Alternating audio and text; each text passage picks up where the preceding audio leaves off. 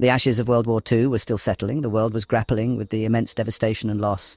Cities lay in ruins, economies were shattered, and millions of people were displaced. The war had left an indelible mark on the global landscape, and the task of rebuilding seemed almost insurmountable when a new conflict began to take shape.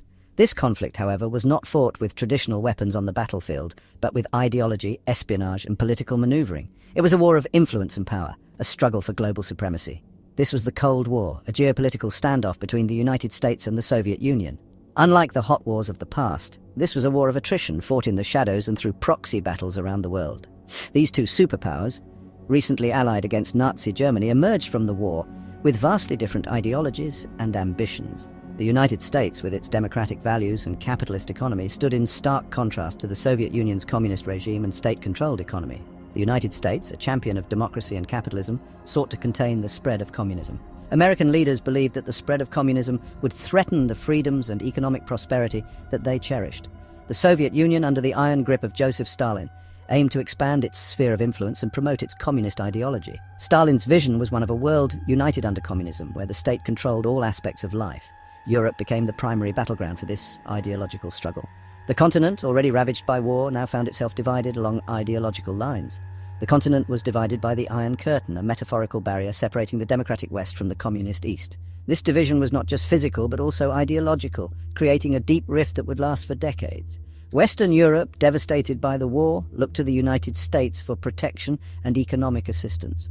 The Marshall Plan, an American initiative, provided much-needed aid to help rebuild Western European economies and prevent the spread of communism. Eastern Europe, occupied by Soviet forces, was forced to adopt communist regimes, becoming satellite states of Moscow.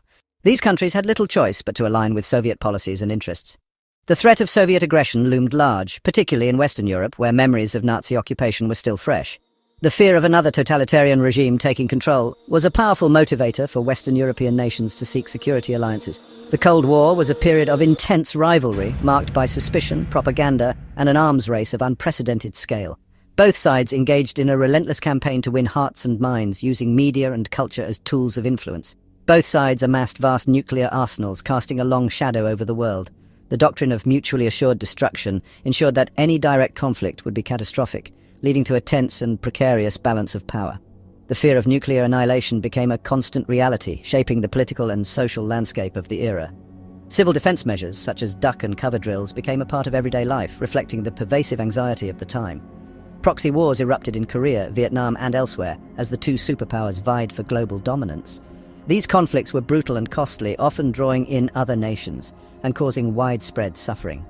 In this volatile atmosphere, the need for a united front against Soviet expansionism became increasingly apparent to the countries of Western Europe and North America. The threat of communism spreading beyond Eastern Europe was a significant concern. This shared sense of vulnerability and the desire for collective security would lead to the formation of the North Atlantic Treaty Organization, or NATO, in 1949. NATO represented a commitment to mutual defense, ensuring that an attack on one member would be considered an attack on all. The creation of NATO marked a pivotal moment in the early years of the Cold War, establishing a military alliance that would shape the global order for decades to come. It was a symbol of unity and strength in the face of a common threat, and its influence continues to be felt in international relations today. The North Atlantic Treaty was signed in Washington, D.C. on April 4, 1949. This momentous occasion marked the beginning of a new era in international relations, one where collective security and mutual defense became the cornerstones of a strategic alliance. This landmark treaty brought together 12 nations. The United States, united by a common goal of ensuring peace and stability in the post-war world. Canada, the United Kingdom, France, Belgium, the Netherlands, Luxembourg, Denmark, Iceland, Norway, Portugal, and Italy. These nations, despite their diverse cultures and histories, found common ground in their desire to prevent another devastating conflict. These nations, bound by shared values and a common enemy, pledged to defend one another against any attack. This mutual defense pact was a revolutionary concept at the time, emphasizing that an attack on one would be considered an attack on all. The creation of NATO was a direct response to the growing threat posed by the Soviet Union and its allies in Eastern Europe. The aggressive expansion of Soviet influence was a cause for alarm among Western nations. The founding members of NATO were driven by a number of factors. Firstly, the experience of World War II had demonstrated the dangers of isolationism and appeasement. The horrors of the war were still fresh in their minds, and they were determined to avoid repeating the mistakes of the past. The failure of the League of Nations to prevent the outbreak of war had shown the need for a more robust system of collective security. The League's inability to enforce its resolutions had left a vacuum that aggressive powers were quick to exploit. Secondly, the Soviet Union's aggressive actions in Eastern Europe, including the communist takeover of Czechoslovakia in 1948, raised serious concerns about Moscow's intentions. The rapid spread of communism was seen as a direct threat to the democratic values and freedoms cherished by the Western nations. The formation of NATO was not without its critics. Some argued that it would provoke the Soviet Union and heighten Cold War tensions. There were fears that the alliance might lead to an arms race and increase the likelihood of a military confrontation. Others questioned the commitment of the European powers, still recovering from the devastation of World War II. The economic and social challenges faced by these nations were immense, and some doubted their ability to contribute effectively to a collective defense effort. However, the majority of Western leaders recognized the necessity of a united front against Soviet expansionism. They understood that only through cooperation and mutual support could they hope to deter aggression and maintain peace.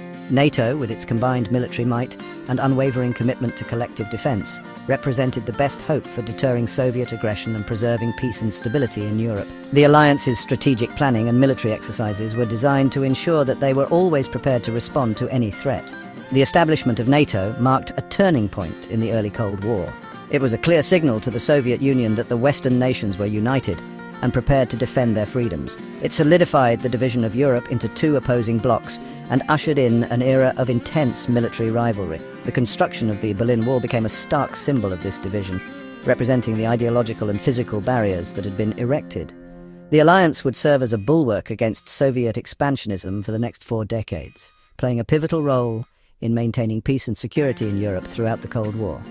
NATO's presence and readiness were crucial in preventing the outbreak of another large-scale conflict, ensuring that the balance of power was maintained. At the heart of the North Atlantic Treaty lies Article 5, a pivotal clause that enshrines the principle of collective defense. This article is not just a mere statement, it is the very essence of what NATO stands for. It is a commitment that binds all member nations together in a promise of mutual protection and support. This article states that an attack against one NATO member shall be considered an attack against all members. This means that the security of each member state is intrinsically linked to the security of the entire alliance. The unity and solidarity among NATO members are what make this principle so powerful and effective. This principle, often referred to as an attack on one is an attack on all, forms the bedrock of the alliance's commitment to mutual security. It is a clear message to any potential aggressor that NATO members stand united and will respond collectively to any threat. This unity is showcased during NATO's summits and meetings, where leaders reaffirm their commitment to this principle. It means that if any NATO member is attacked, the other members are obligated to come to its defense, using armed force if necessary. This collective defense mechanism ensures that no member stands alone in the face of aggression. NATO's military capabilities are vast and diverse, ranging from ground troops to advanced technological systems, all ready to be deployed in defense of any member nation. Article 5 has been invoked only once in NATO's history, following the September 11, 2001 terrorist attacks on the United States. This unprecedented event tested the alliance's resolve and demonstrated the practical application of Article 5. The attacks were a stark reminder of the unpredictable nature of modern threats. In the aftermath of these attacks, NATO allies, in a show of solidarity, invoked Article 5 and provided support to the United States in its war on terror. This support was not just symbolic. It involved real, tangible actions, including intelligence sharing, logistical support, and military operations. The unity displayed during this time was a testament to the strength of the alliance. This included deploying troops to Afghanistan as part of the International Security Assistance Force, or ISAF, a NATO-led mission to stabilize the country and combat terrorism. The mission in Afghanistan was one of the most significant and prolonged operations in NATO's history, involving thousands of troops from various member nations working together towards a common goal. The invocation of Article 5 after 9/11 demonstrated the enduring strength of the transatlantic alliance and the unwavering commitment of its members to collective defense. It showed that NATO is not just a military alliance, but a community of nations bound by shared values and a common purpose. The solidarity and cooperation among member states are what make NATO a formidable force. It also highlighted the evolving nature of the threats facing NATO in the 21st century. The alliance must constantly adapt to new challenges, including cyber threats, terrorism, and hybrid warfare. NATO's ability to evolve and respond to these threats is crucial for maintaining the security and stability of its member nations. While the alliance was originally formed to deter and defend against a conventional military attack from the Soviet Union, The 9/11 attacks showed that NATO could also respond to new and emerging threats such as terrorism, emanating from beyond the Euro-Atlantic area. This adaptability is a key strength of NATO, allowing it to remain relevant in a rapidly changing world. The principle of collective defence enshrined in Article 5 remains a cornerstone of NATO's identity and a powerful deterrent against aggression. It is a principle that reassures member nations of their security and deters potential aggressors from contemplating an attack. The regular military exercises and strategic planning sessions held by NATO are a testament to the alliance's readiness to defend its members. It serves as a reminder that an attack on one NATO member will be met with the combined might of the entire alliance. This collective strength is what makes NATO a unique and powerful entity in the international arena. The alliance's ability to mobilize and coordinate its resources effectively is a key factor in its success. This principle, born out of the Cold War but still relevant today, underscores the enduring importance of NATO in a world facing complex and evolving security challenges. As the nature of threats continues to change, NATO's commitment to collective defense remains a constant, providing stability and security to its member nations.